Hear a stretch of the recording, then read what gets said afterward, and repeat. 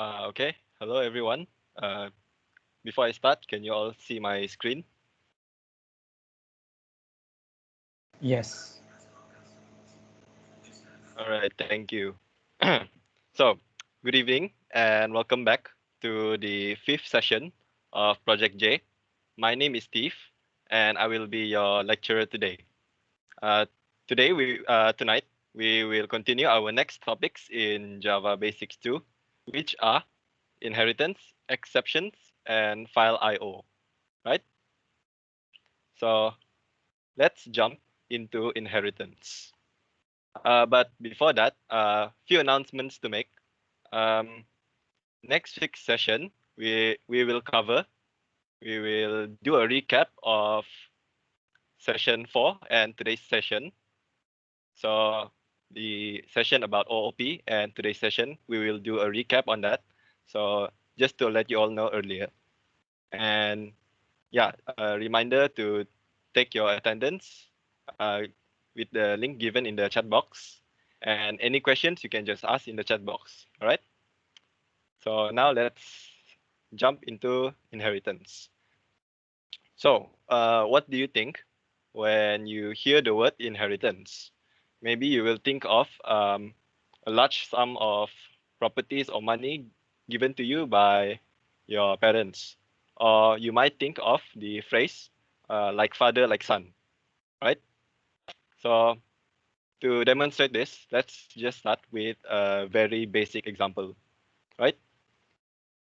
So say you're making a game, a RPG game, a role-playing game, like Final Fantasy or even Fire Emblem, if you're familiar with the games. So in those games, you need to have characters, right? So here we can create one. Let's create one. Let's make a class called Dude. So this will allow you to create a Dude character. And of course, it would need to have his name, his HP, and MP, right? So these are the instance variables that you would have. And this dude would have his own actions also, or methods, like say name or punch face, right? To inflict damage to the target. Now say you want to create another character with the wizard class, right? You want to make your game fantasy genre, right? So you need to create a new class called wizard. Then you would think to yourself, wizard also has his own name and his own HP and MP. Then you would think to go into the dude class and just copy paste everything from here into the wizard class, right?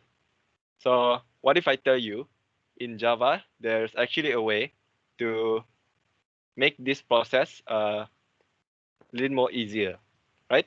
So, but wait, a wizard does and has everything a dude does and has, right? This is basically what I just said just now. So you don't have to copy and paste all of the code inside the dude class. So inheritance allows you to make wizard a subclass of dude. So we're doing this by adding the keyword extends and then add the base class dude.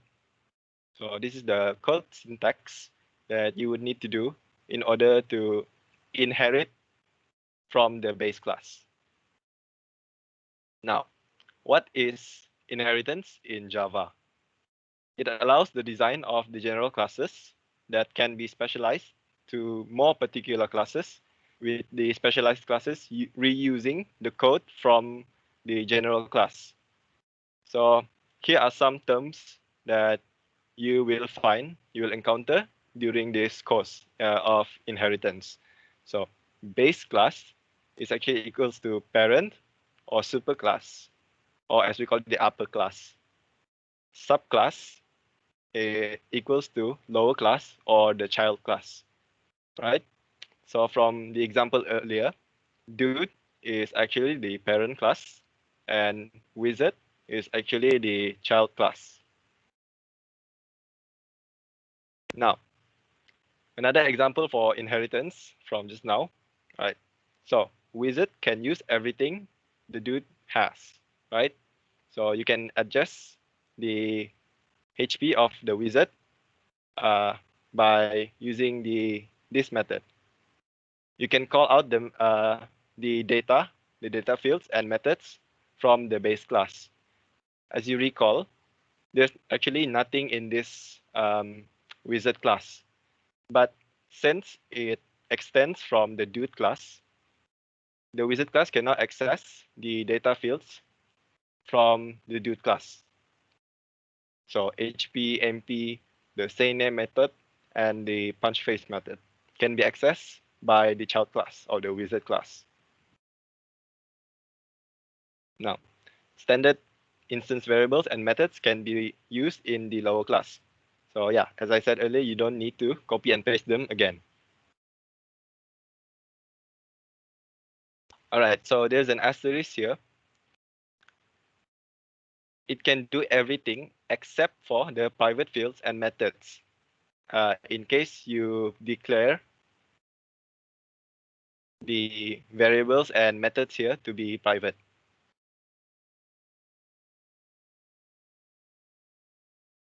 Now, let's improve upon this wizard, all right? So here's an array list. Don't worry about that. This is just a way for us to keep like a list of spells the wizard might have. Maybe a fire spell, an ice spell, or a lightning spell, right? Something like that. So you would have a cast class here.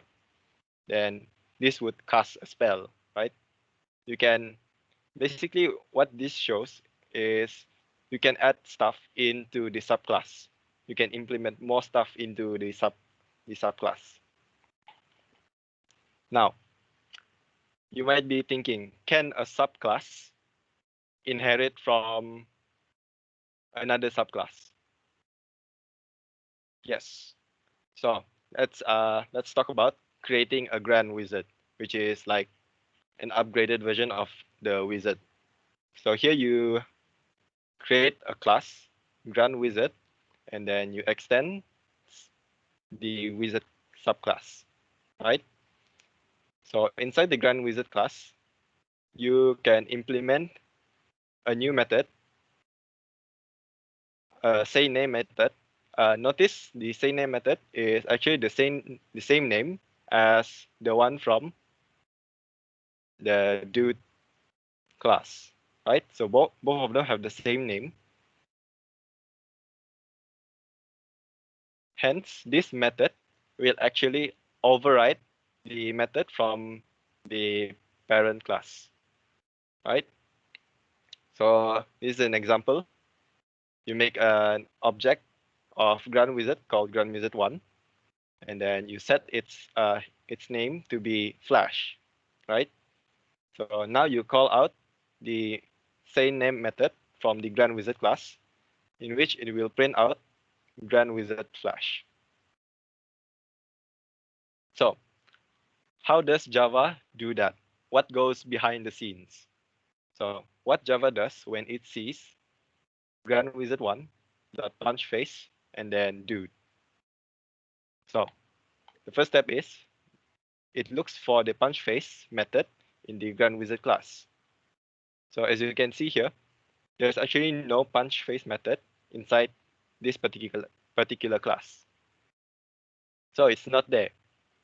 Then the Java compiler checks whether or not Grand Wizard has a parent class. And it turns out it does have a parent class, which is the wizard class.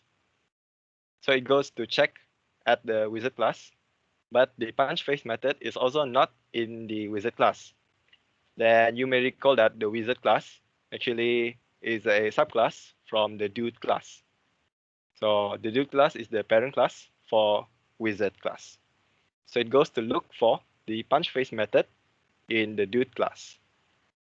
So Java found the punch face method, and therefore it will call out the punch face method, and hence it will deduct HP or inflict damage to the target, dude 1. Here's a bit of a visualization for you'll so that it is easier to visualize how classes and subclasses work. So here you have the base class dude, right?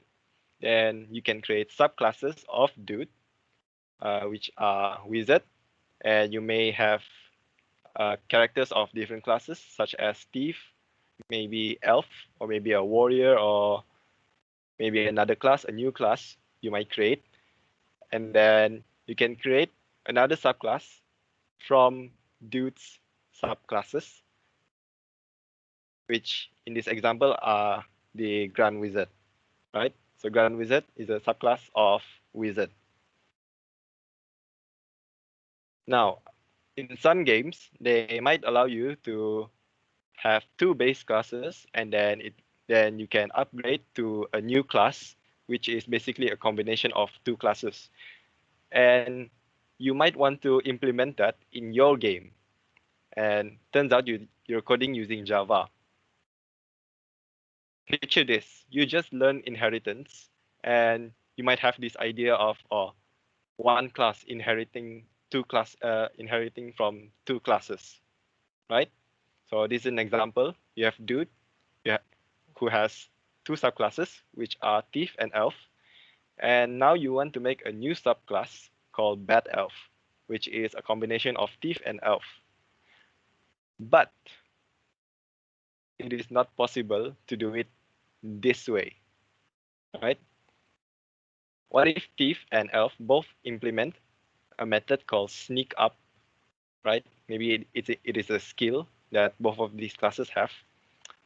And if they are implemented differently, which sneak up does bad elf call? So Java doesn't know in this way. You cannot inherit from two classes at the same time. There's another way for that, but you will learn that later. So to summarize everything here, when you see class A extends B, essentially it means that A is a subclass of B, right? So A, the subclass, has all the fields and methods that B has, right? B is the parent class. A can add its own fields and methods. A can only have one parent, as I mentioned from the previous slide. You can only inherit from one class. A, the subclass, can replace a parent's method by re-implementing it. So, like I said just now about the say name method, which overrides the say name method from the dude class. If A doesn't implement something, then Java searches ancestors. An example of this would be the wizard class. Let's go back to the wizard class here. See, the wizard class actually has nothing in it. So it will search for the ancestor class or the parent class, which is the dude class. So it searches here for all the data and the methods Java needs.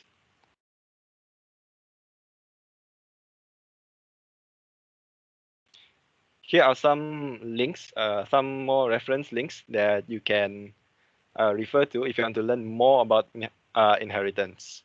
But after this, I will pass to my tutor so that he can explain more about inheritance through his demonstration. So, Kelvin, are you there? Yes, can you all hear me? All right, so now I will pass this presentation to Kelvin.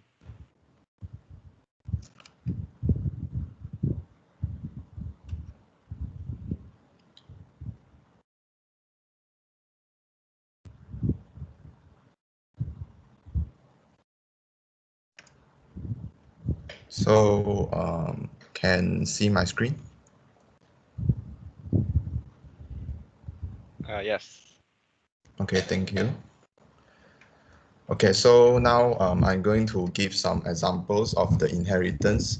So here we have a fruit class, which is a parent class, and the apple, which extends the fruit class, and then a test class that has the main method to run the Java. So to start this, we are going to the fruit class, and then inside the fruit class, we are going to have some variables. So I'm going to have private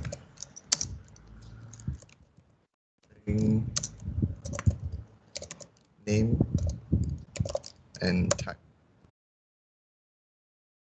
So I'm going to have the variable is name and type of the fruit. And then the reason I use private because it can only access by its own class. And for public, it can be accessed anywhere inside the package. So after that, we are going to create the constructor that contains the name and the type of the fruit. So for this one, actually you can click here, and then click the light bulb here, and it will directly show can generate constructor. But before this, you need to have the extension, the source which is JavaScript and TypeScript. So it will automatically can generate the constructor for you. Just generate constructor, and then click this one and select OK.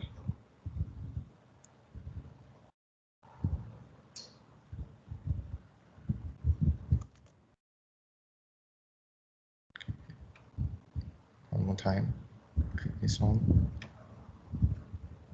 select all, and OK. So this is the constructor. And if you do not have this automatically coding, so you need to type public fruit, string name, string type, and then inside this is this name equals to name and this type equals to type. So after we create this constructor, we need to get the name and get the type. We need to have the method of get name and get type. So actually you can do the same thing. So for the name, create the getter and setter for name. But I'm going to do this as manually, so you can see what the coding is. So public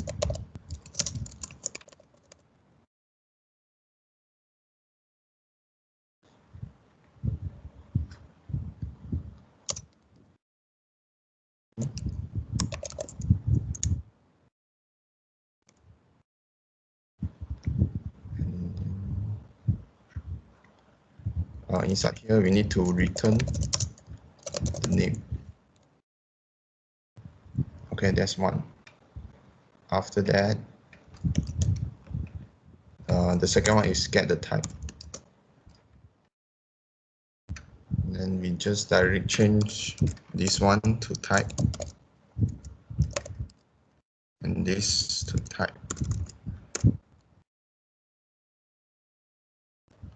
So now we have the method of get name and get type, which is to get the name and type. There is another method which is set.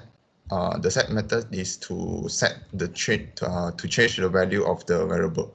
So now we are only getting the value of the variable. And then after that, we need to have a Tostring method to print out the things. So public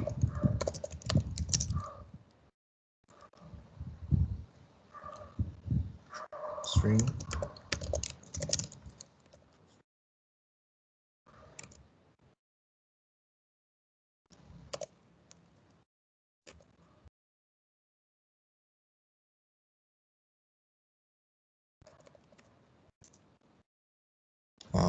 then we type return the type and the name. So return type.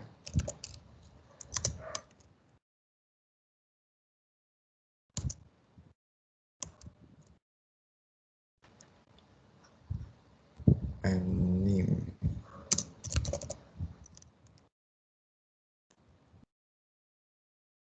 And then I'm going to have a new line here.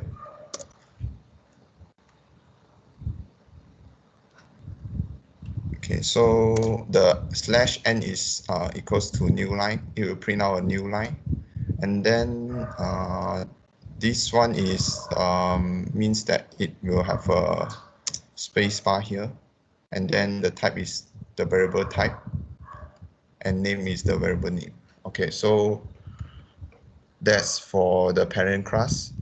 And then we are going to the subclass, which is Apple. So here inside Apple, we need to have the extend to extend the parent class. So just type here extend.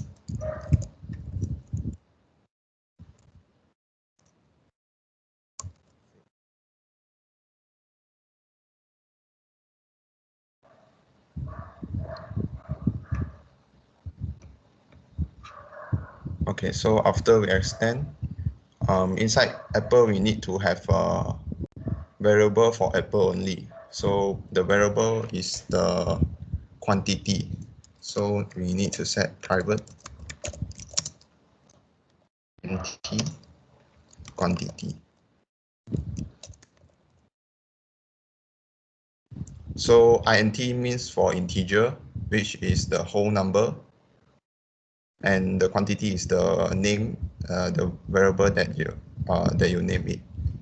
So after that, we need to have the constructor for Apple. So public.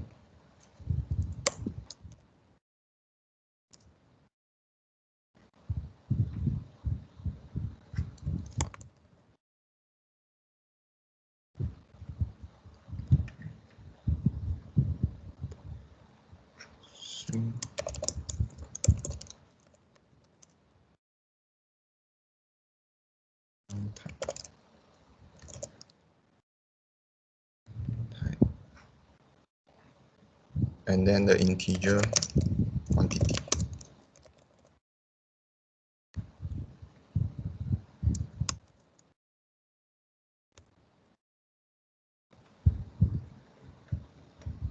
So inside here, we need to have super.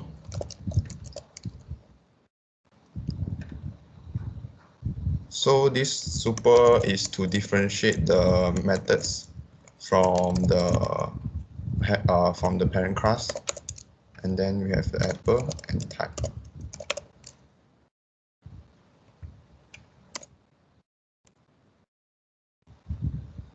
And then the next one is this dot quantity equals to.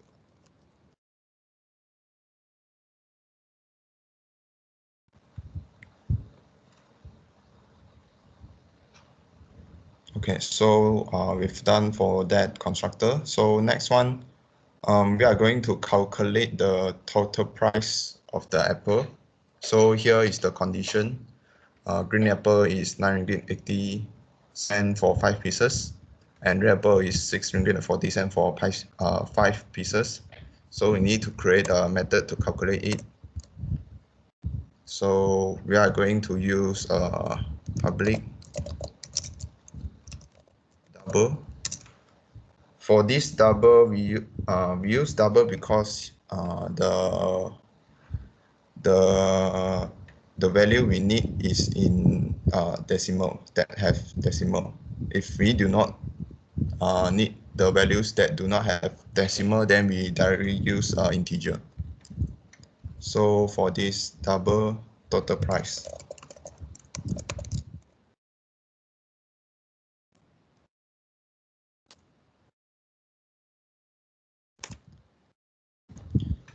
And inside here, we need to calculate. So the double price equals to 0.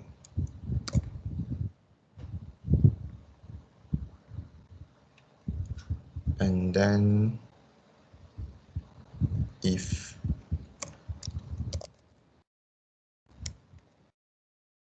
get dot type, if get type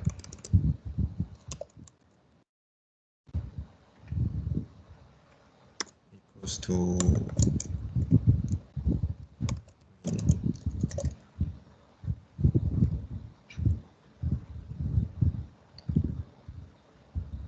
so in here we need to change this to dot equals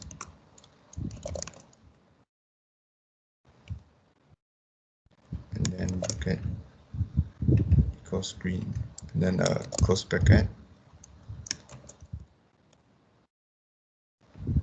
If it's equals to green, then we need to have the division. So the price is equal to 9.8 divided by 5 and then times the quantity.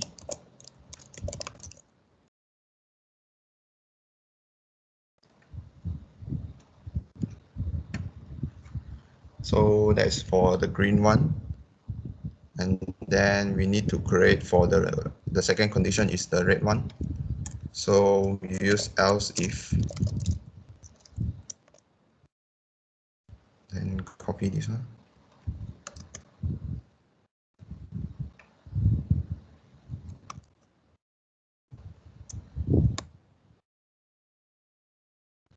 Else if get type equals to red, the type of the fruit is red. The type of red, apple is red. So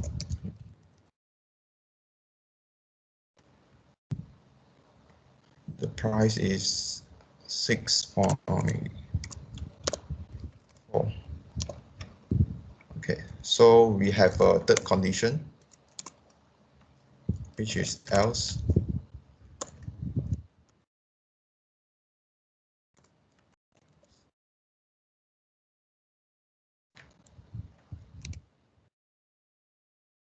Else the price is equal to 0.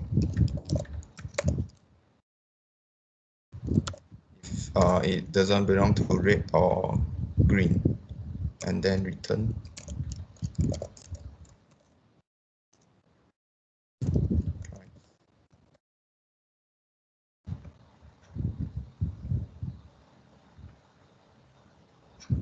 So here we need to have a close bracket. Okay. Then we need to have a Tostring method to print out all the values. So inside here,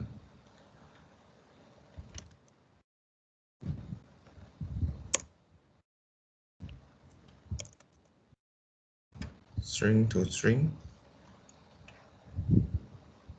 and then return.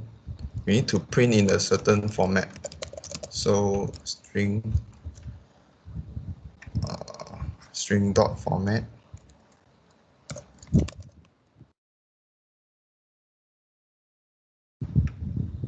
and then super dot to string,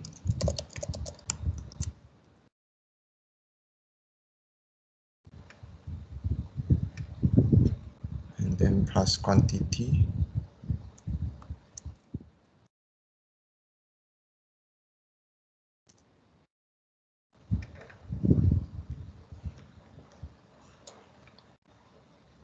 and then plus this one. This one is to print the quantity value into decimal. The F means floating point, which means two value behind the decimal point. And then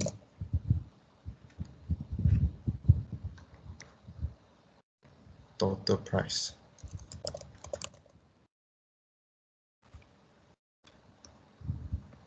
This total price is referred to this one, the total price here. Okay, so this is to print in a certain format. So we return string dot format. And this super is to differentiate the class of apple with the fruit, because there's a fruit method which has Tostring. This is to differentiate it. Super dot Tostring.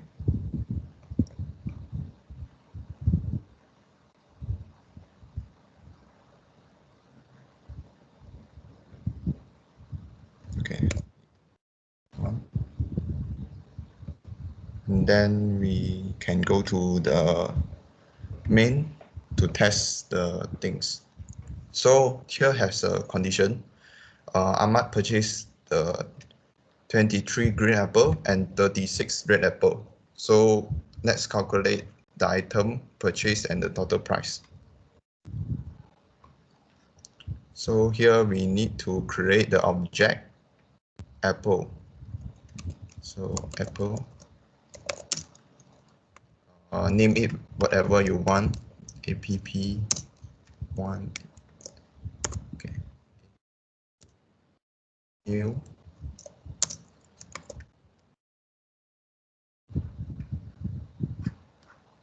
new apple, and then this one we need to store green,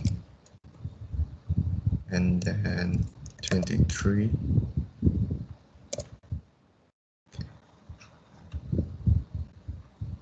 So now we have created the first apple, which is the green and have the quantity of 23. So you can refer to this one.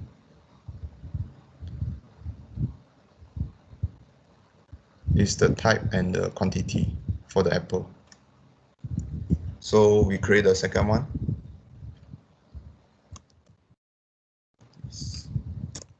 which is the red apple. So I name it 2. And then in here we need to change to red. And remember this is a string. This format to write the string, and then this is the value, the integer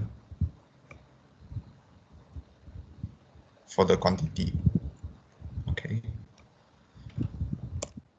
So after that, we need to print out the values inside. So system.out.print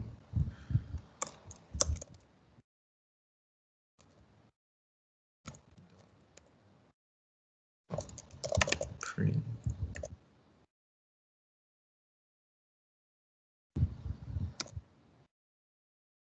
So I'm going to print, if there's no ln here, means that print normally. If ln is here, then it will print a new line first, then it will print the value.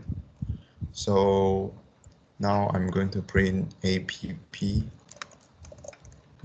dot to string, this one.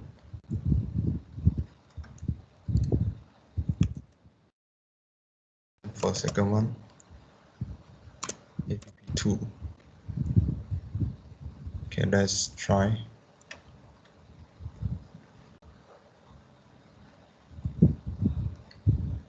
So here it will print out green apple and the red apple.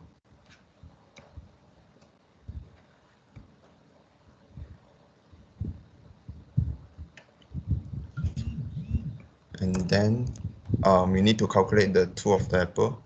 So here is double. We create a new variable, double total. And then we just add the 2 total price, which is app1 dot total price and plus the app2 dot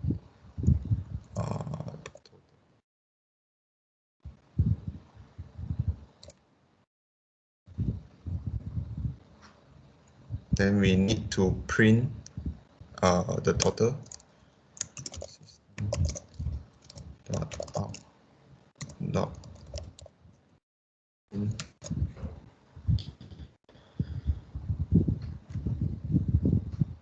Here I'm going to use a printf because I need to print it in a certain format. So here we write what is the sentence is the total price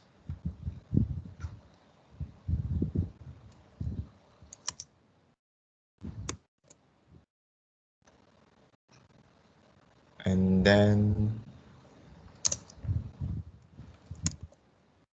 dot to f slash n.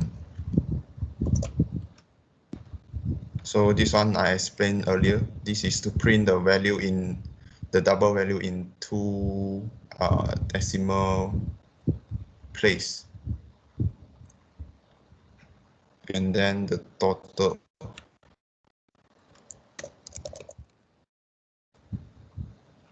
Okay, so now try.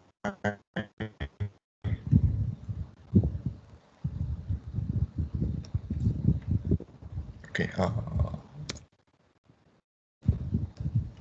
try again.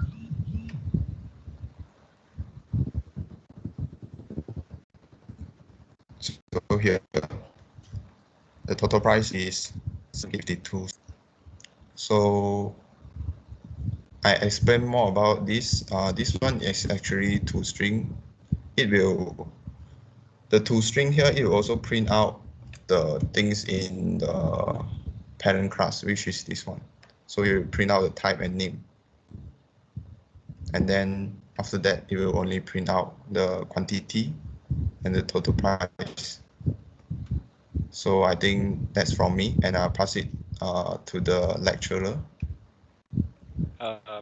Kelvin, I think Red Apple has a bit of a problem. You said that in the question it's 36, but you set it to 23.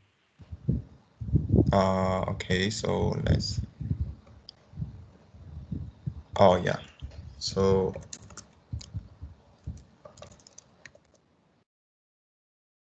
okay.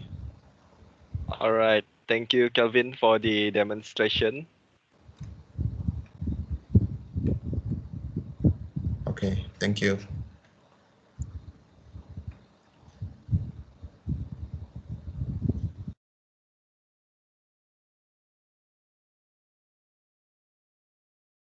So now we will take a water break, let's say, for about 3 minutes. So you can go and have your toilet break or drink some water. And if any of you has any questions about what we learned so far, anything, you can just type in the chat box and we will try our best to help you. Right? So we will come back at 8:41.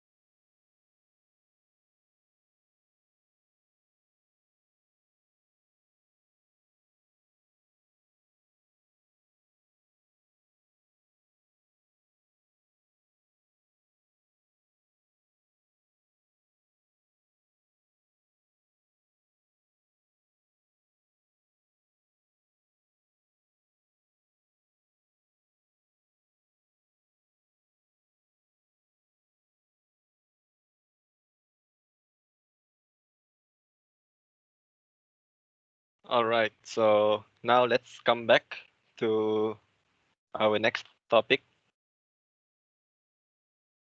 which is picture this. All right. So okay, I hope that you all have already had your water break or your toilet break and is ready in front. So now exceptions. Picture this: you are a programmer or a hacker, let's say, coding coding some stuff to do a bunch of stuff, right? And then when you try to run your code, right, you expect everything to go well, but suddenly, a bunch of red text, right, text that are in red, pop up in your screen showing error, right? Then like it's very hard to determine what error it is because it just says error. Like it doesn't specifically say which part is in error, right? So that's where exceptions come in handy. Exceptions, if I were trying to summarize it, exceptions is basically what Java does to make those errors more readable. All right. So here are some examples of predefined exceptions in Java. Right. So you have null pointer, you have array index out of bounds, class cast, and runtime. I think most of you will be familiar with array index out of bounds exception, which occurs when you have index which, well, it is out of bounds, right? I'll give you an example later. So all of these three are actually a subclass of the runtime exception. Runtime exception is like a general um, exception which occurs when there's an error during runtime of your code. So what is an exception? An exception is an event that occurs when something unexpected happens. So in other words, when there's something wrong with your code. So okay, there's three examples here. Let's take the most obvious one here, the third one. So you declare an integer variable I, but then you assign a string value to I, which is in the primitive type integer. So obviously this will cause an error when you try to run it. Why do we use an exception? An exception is used to tell the code you're using that your method uh, went wrong, right?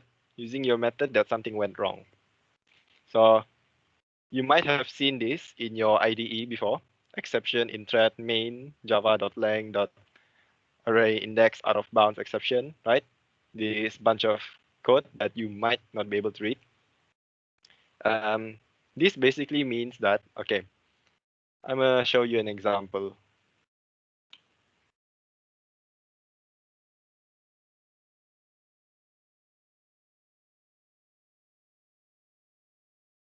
Right, so say you have an integer array with the size of 5. So then you would have 5 index, which are 0, 1, 2, 3, and 4. And obviously, when you're trying to access an array index, which is more than 4, let's say 5, then you would get that uh, that lines of text that you see in the slides, right? Exception in thread main, because index number more than 4 or more than the predefined size doesn't exist. So it will throw an exception, a predefined exception.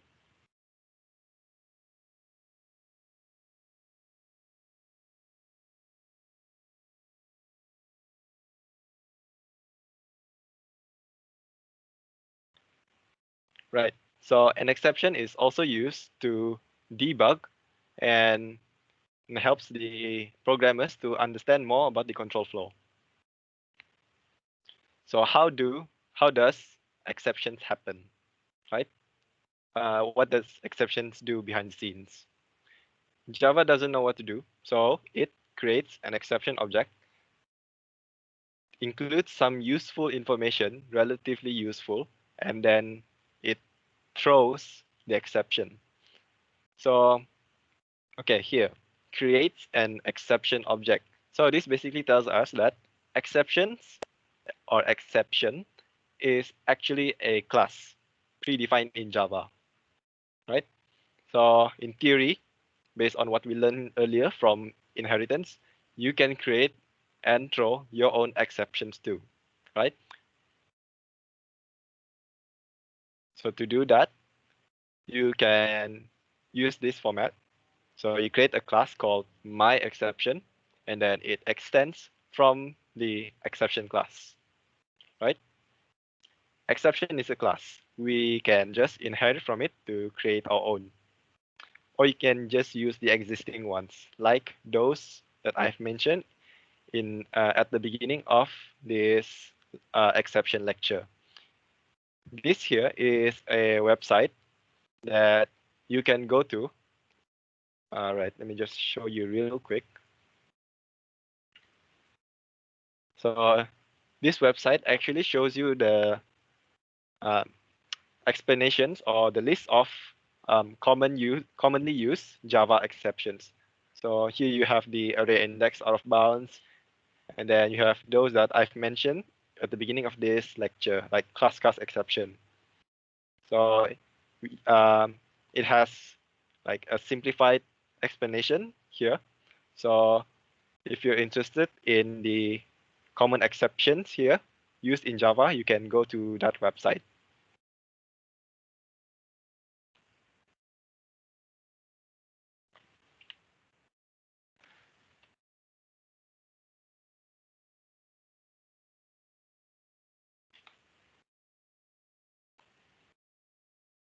Now, um, in order to use exception, actually we need to warn Java beforehand, right? So these lines of code here is actually an example of okay, so it is an example of what does array out of bounds exception actually do.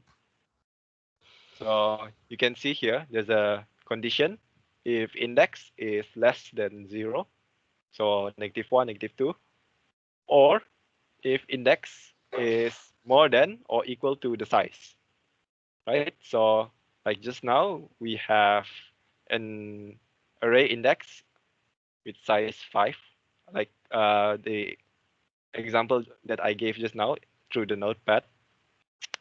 We have an array with size 5, but actually the index only goes up to 4. So if it exceeds the size or equals to the size, then it will throw the array out of bounds exception. So if these conditions are met, then you would need to throw new array out of bounds exceptions. Then, all right, so this is how you actually initialize the predefined exceptions. So now you might have noticed that there's two different terms here, like not totally different, but similar terms. So throws. Throws actually tells Java that the code you're running may throw the array out of bounds exception or any exception that you might use, right? So, and then throw is the one actually throwing the exception, is the one actually executing the exception, or as we call it, throw. Now, catching an exception. Java now expects code that calls the get method, which is this get method, to deal with the exception by catching it or rethrowing it. What it means, let's get to it. Catching it. All right. So here's a method, the try catch method, right? You have the try body here, and then inside the try, you have the get method, which accepts the parameter index -1. So you would know that, okay, this will go wrong. This will definitely throw the exception because index is less than 1, less than 0. I'm sorry. Now, then catch, then inside is the parameter array out of bounds exception. Actually, you're creating a new array out of bounds exception object, okay, called ERR, right? Error.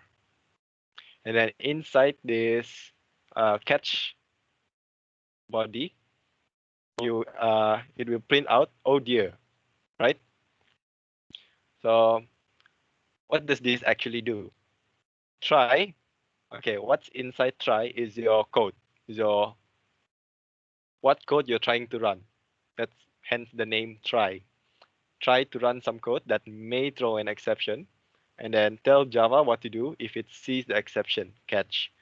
So think of it like this. Inside the try, okay, you just put any code that you want to try, quote unquote try, inside the try body, right?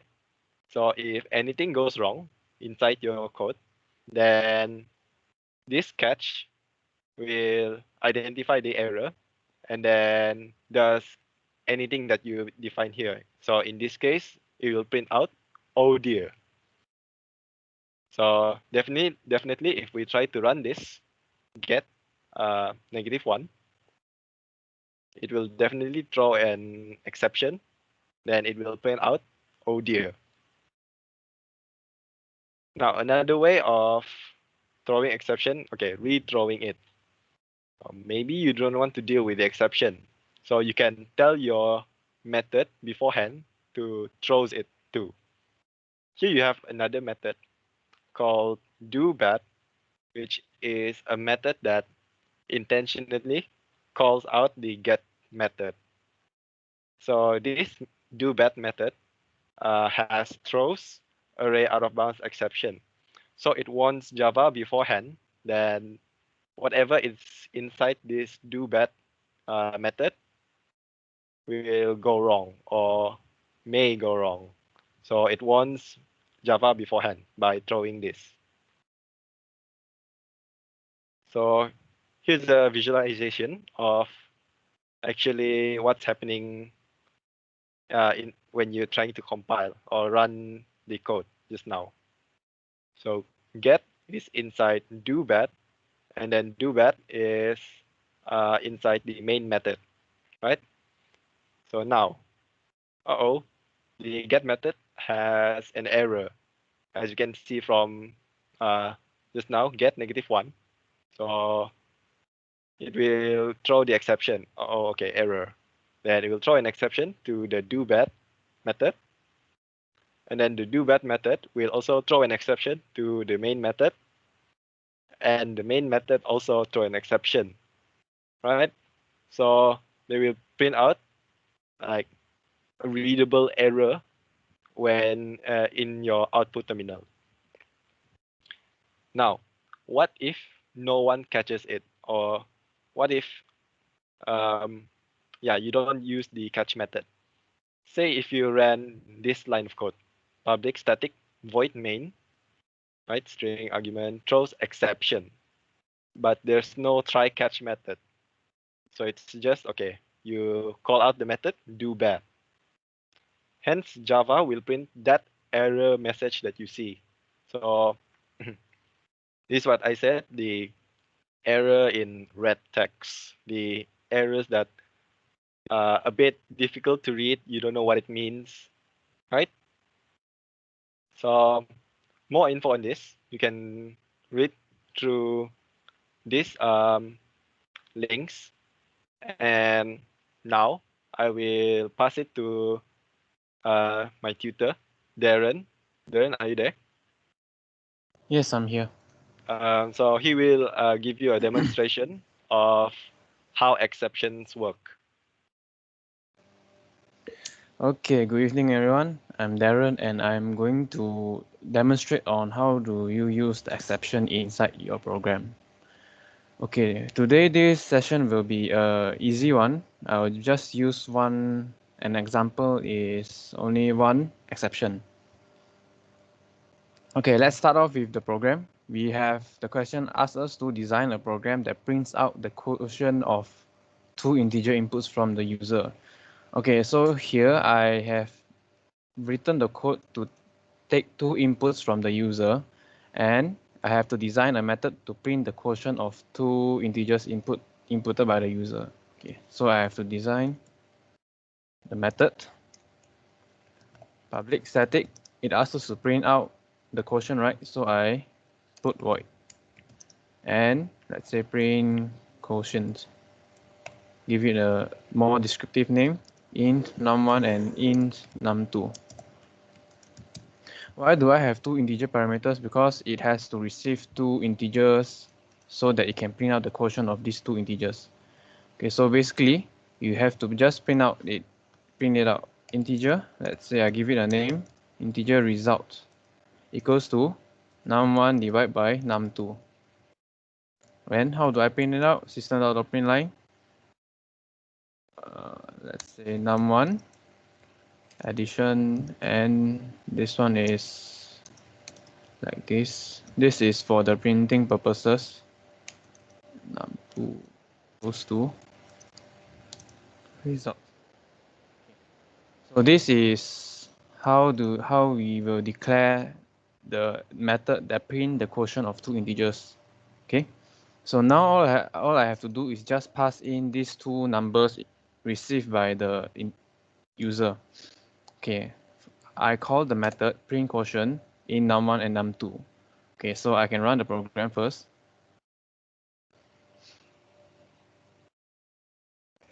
Oops, I haven't. Hold on. Let me rerun it again.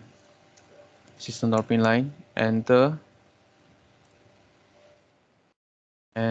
two integers. Okay, so this one I delete it. Run the program again. Okay, two integers. Let's give it 6 and 3. So you can see when I call 6 and 3, it calls the method and it prints out the division of these two numbers. So 6 divided by 3 is equals to 2. Okay, so perfectly normal. So what if I give it something, a bad input? Okay, so let's say the bad input would be, as you would have known, we cannot divide something by 0. So if we divide something by 0, things may go wrong. Okay, so let's give it 6 and 0. So you can see here, it throws an exception. So it says exception in thread blah blah blah, arithmetic exception divided by 0 at which line? Quotient Java.27, line 27, in this line, and also line 16, so in this line. So it tells you where the line goes wrong. Okay, so how can we handle this error if we don't want it to print out this gibberish here? Okay, so one of the ways we can do is to use a try and catch block. Okay, try and catch block. So how do I declare a try and catch block? So try, and I select this, the second one, and you can see the VS Code will automatically write everything out for me, try and catch. So what I have to do is I move that code just now that has the problem inside here. Okay, and I can rerun it again. Let's rerun it, and let's see what will happen. So let's give it the same input 6 and 0. So you can see it doesn't do anything. Why? Because when an exception is thrown here, this try and catch block basically means is that you try something, and if it throws an exception, you catch that exception. Okay, and you come in to execute these few lines of code. But in this case, you don't have the codes, and it doesn't print out something. So I give it, let's say, error message. Error message. So when I rerun the code,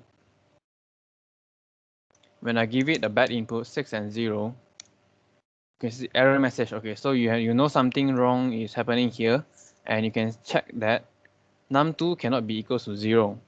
Okay, so this is how you use a try and catch block to determine whether your code will throw an exception, and you catch the exception so that you can execute your code below.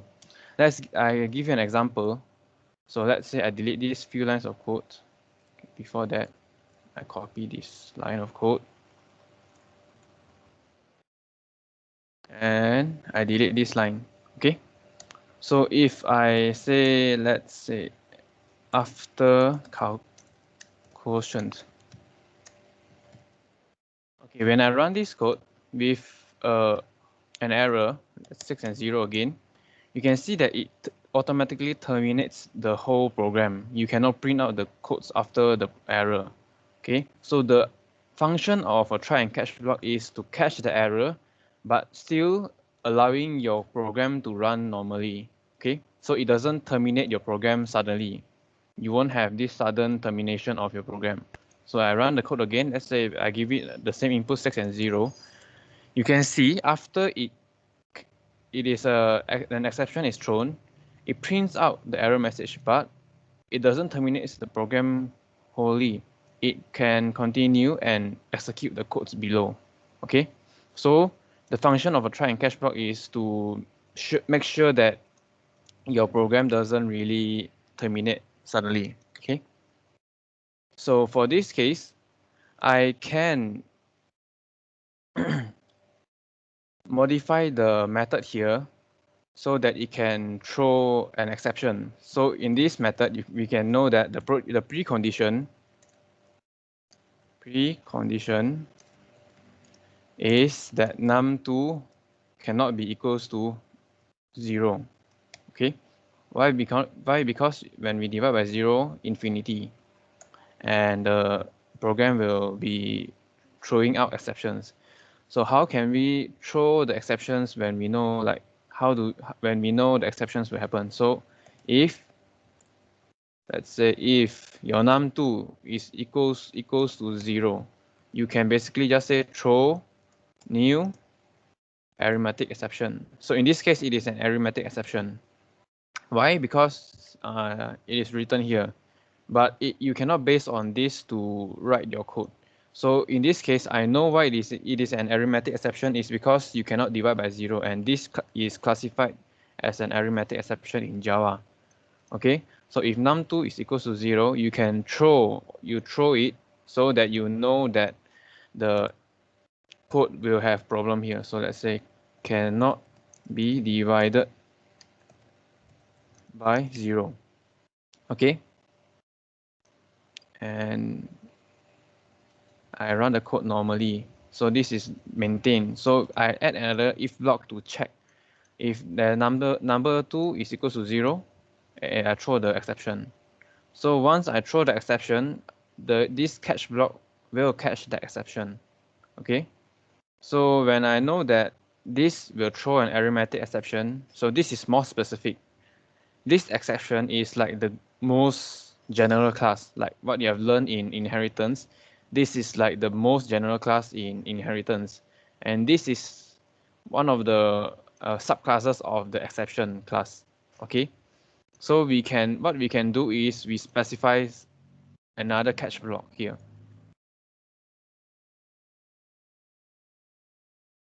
Catch arithmetic exception E. Okay, what this does is I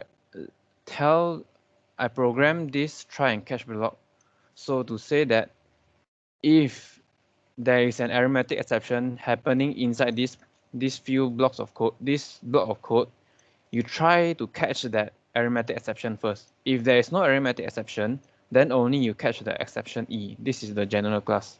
Okay, so when you try and catch the general message, you won't know what exception is that. So when I catch the arithmetic exception, let's say, arithmetic exception divide by 0. Okay, so I run the code. 6 and 0. You can see it is not captured by this block of code. Okay, it is captured by this block of catch, this catch block. Why? Because inside here, you check if num2 is equals to 0, you throw the arithmetic exception. So you basically throw this thing, this exception called arithmetic exception, and once you throw it, this whole block will be in charge of catching it. So the first block is catch arithmetic exception. So in this case, you catch it. It is equal to this exception. So you catch it and you print it out. Okay. If there is no arithmetic exception here, but an exception is thrown, you will catch it. You will catch it here. So let's say I declare another method here, public static void throw index exception. So this is just for your understanding only. There is no such thing as this declaring such method. Okay, throw new index outbound exception. Okay, so what if I throw an index outbound exception here? So this is not equals to arithmetic exception. So when I throw it,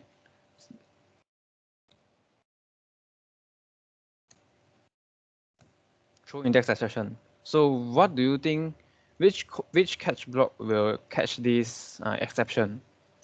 So in this case, this catch block will catch because this is not equals to arithmetic exception. So it is equal to exception.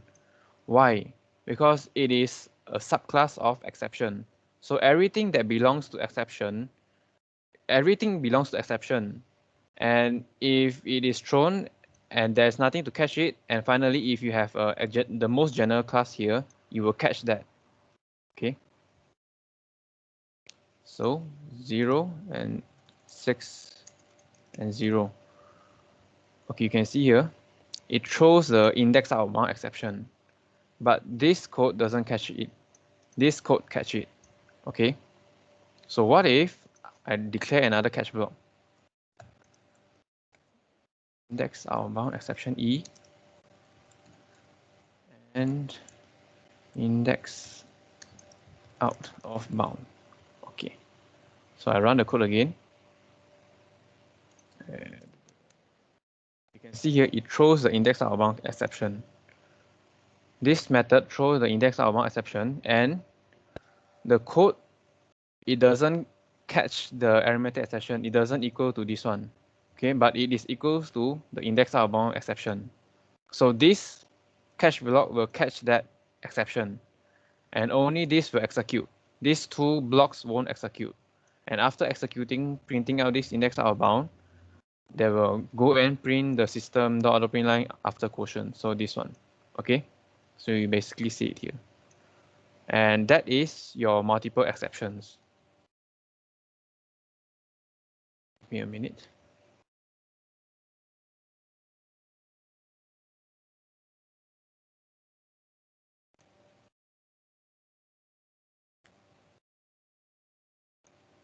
Okay.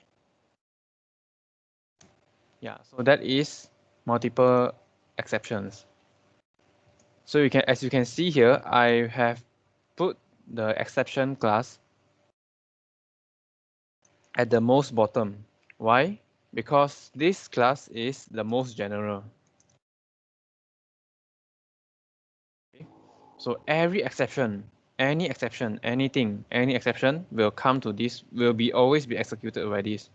But I have put like this one, divide by 0 error. Okay, this one divide, this one is index out of bound error.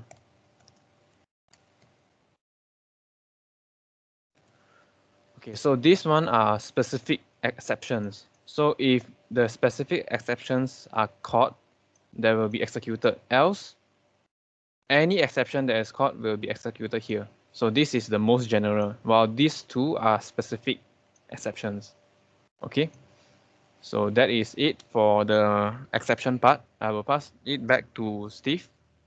Steve, are you there? All right. Thank you, Darren, for the wonderful demonstration about exceptions. And again, if you're lost somewhere during any of the topics today, you can just ask in the chat box or PM any of the tutors in your group. So let's take another, let's say, 2 minutes. 2 minutes of water break, toilet break, and we will come back at 9:13. Right?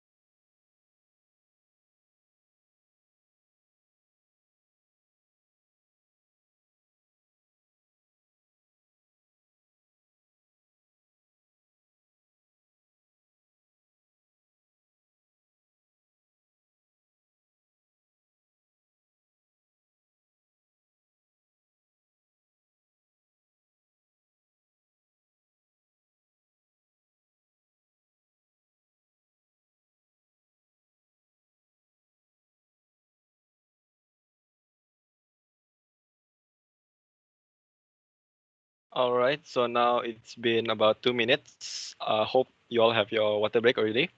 So now let's continue on to our last topic for tonight, which is I/O. Right?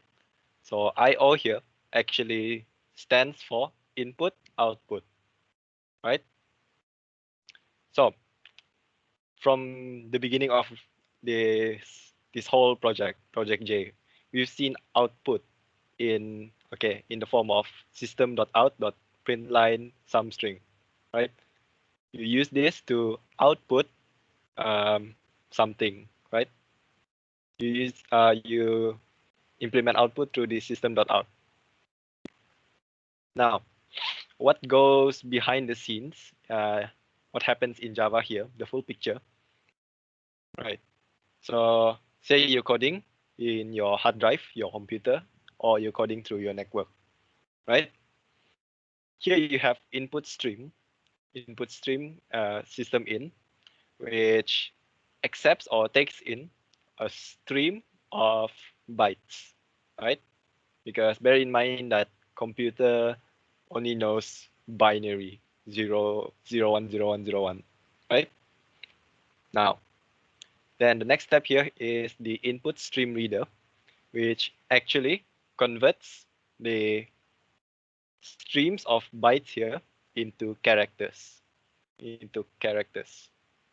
right? So one by one character. So OKAY, then another space, then A, so forth. Then here you have buffered reader, which buffers. You know what? I'll explain this later, but basically it turns these characters one by one into one line, one beautiful line of text. Now, input stream. As I said earlier, input stream is a stream of bytes, right? So it reads one byte after another using the read method. A byte is actually just a number. Data on in your hard drive is stored in bytes. So bytes can be interpreted as characters, numbers, right? So here's the code syntax that we use to actually implement the input stream. Now, input stream reader is another whole thing, which reader is a class for character streams. So A, B, C, D, E, F, G, all of that. The reader reads one character after another. So it reads the characters one by one using the read method. And then the input stream reader takes an input stream, the stream of bytes, and converts those bytes into characters, right? But this is actually still inconvenient because you can see here it reads one by one, right? That might be a little slow. Sorry. So here is the syntax for declaring a new input stream reader object. Now, buffered reader actually buffers a character stream so you can read line by line. So string, okay, read line is a method here. Then to use buffered reader, you need to implement the input stream reader also, right? So basically what this means here is, okay, the bytes from your hard drive, your computer, right, gets into the input stream, and then input stream reader converts those bytes into characters, and then buffered reader converts those stream of characters into lines, like what you see in your PDF files, right? So line by line. So here is how we actually define user input into our code. So you create a new input stream reader object called IR. Then you initialize it with new input stream reader bracket system in. And then a buffered reader object called BR. And then new buffered reader. And then it accepts IR as the parameter, the input stream reader as the parameter for buffered reader. And then the buffered reader object BR has a method in it called readLine, which, okay, we'll demonstrate to you later.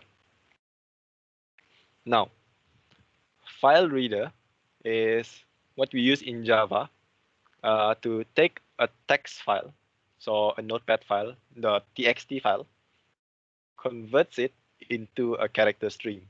So whatever is inside that that text file, .txt file in text, the file reader class will convert it into a character stream. Bear in mind, it's character stream. So it reads the characters one by one, right? So file reader here, and then it accepts the path to file as the parameter, right? If you're not familiar what path means, let me just show my notepad real quick.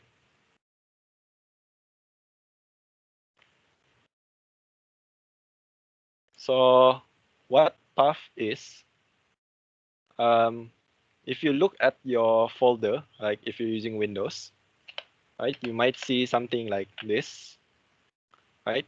So this is what we call path, right? It's the path to your directories. Directories is basically folders lah. So it's path of directories, right?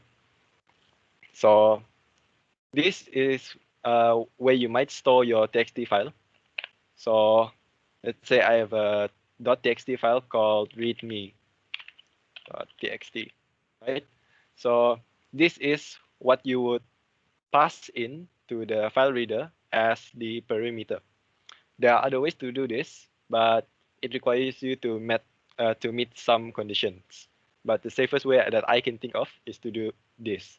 Just copy the path from your folder properties, and then just paste it into the file reader as parameters.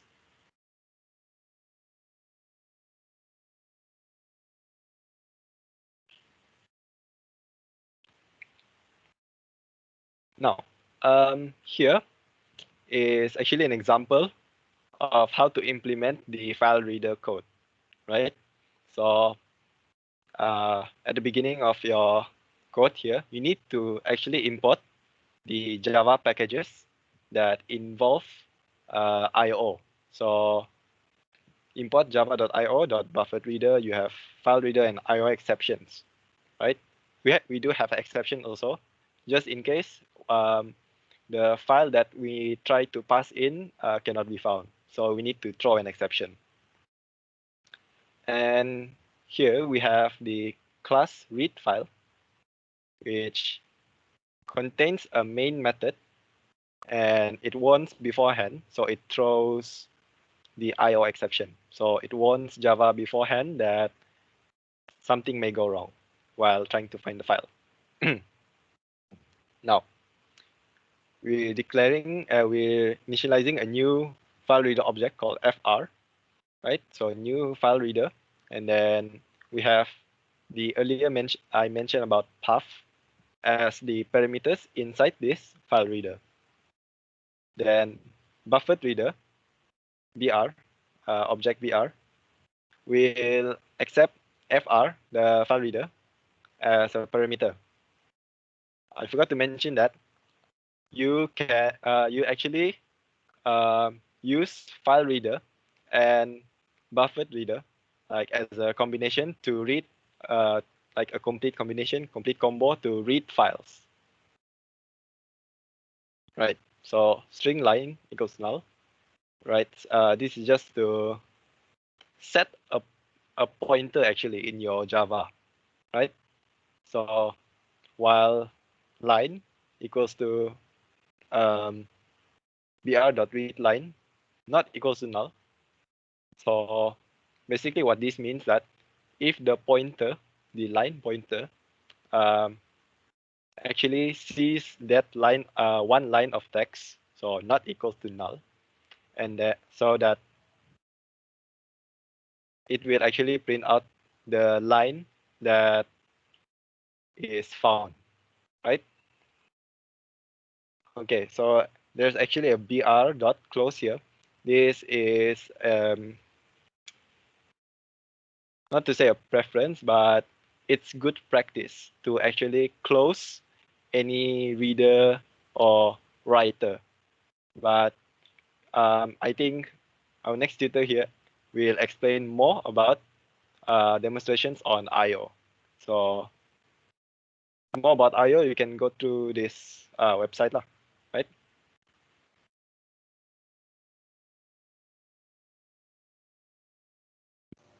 Okay, thank you, Steve. I Alright. will be taking over for the demonstration for I/O. Okay, basically I/O is quite easy compared to the previous two, the exception and the inheritance. So for I/O, in this case, we are using buffered reader. So let's start off with buffered reader. And we declare it as a name, buffer readers, and then I have to declare a string input. And let's say string file, okay, that one later. Okay, do take note that this is a bit of a different format compared to the lecture slides, but it can also be used to read files. Okay, try and catch. So what is the difference is because it is here that the catch and the exception inside your lecture slides, it throws it here. It throws it inside the main method. Okay, but I chose to use a try and catch block here. Okay, so let's start off with file reader. File reader, fr equals to new file reader. And okay, for the file, in this case, I have created a text file, readme.txt. Hello world, I'm Darren. I will be your tutor today explaining to you what is exception handling in I/O. Okay, so this is where you insert your file name. How do we insert? We can straight away write readme.txt and semicolon. Okay, moving onwards, we have to initialize this buffered reader we declared just now.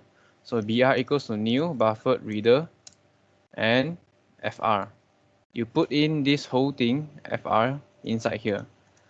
And next, we have to have this while loop. So while inside a parenthesis line. Hold on, give me a minute.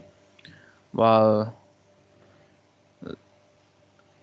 input equals to br dot readline not equals to null system dot print line and the input. Okay. So here I have to declare an I file not found exception E. File cannot be found. And I declare another catch block IO exception. On the print line. And what's error? Error reading from the file. Okay. So this basically does it. Okay, don't forget to close your reader so that you can prevent any resource leaks. Okay. So what I did here is I try something. I try this block of code, and if it has any exceptions, in this case, the first exception is I cannot find the file. So I throw the file cannot be found exception. And if there's anything wrong, oops, this one I have declared. And if there's anything wrong with the IO exception, so that means that I have an error reading from the file. Okay, so this is the code that will be reading from my text file. Okay, so my text file, the name is readme.txt. And you can see here, it reads the whole code inside, the whole content inside my text file. So hello world, I'm Darren, I'll be your tutor, blah, blah, blah. And if, let's say, your file name is at a different source destination, and it is not inside your folder, but it is at a different folder inside your source code. So let's say I declare a string variable file name.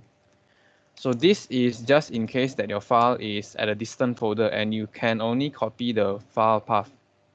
So how do you do that? You copy the file path and you put a double quotation marks, and you copy the whole file path length. In this case, mine is University Malaya, lsktm, blah, blah, blah, and code demo readme.txt. Okay, so this basically means that my destination for my file readme.txt is here. So you go to this address and you will find this readme.txt. Okay. So I have to put a double backslash here so that it can read properly. So do keep in mind that. And okay, what is happening? Okay, forgot this one. Okay, I can put a file name here. I can straight away put my file name here. File name, and it also reads perfectly fine. You can see it reads perfectly fine. What if let's say I give it a different name, let's say hello world, which is not at this destination. So when I run the code, you can see that it gives an exception, so file cannot be found. So obviously inside my you cannot see it now, but inside my folder here, I don't have this hello.txt. So obviously it will throw an file not found exception where it cannot find the file.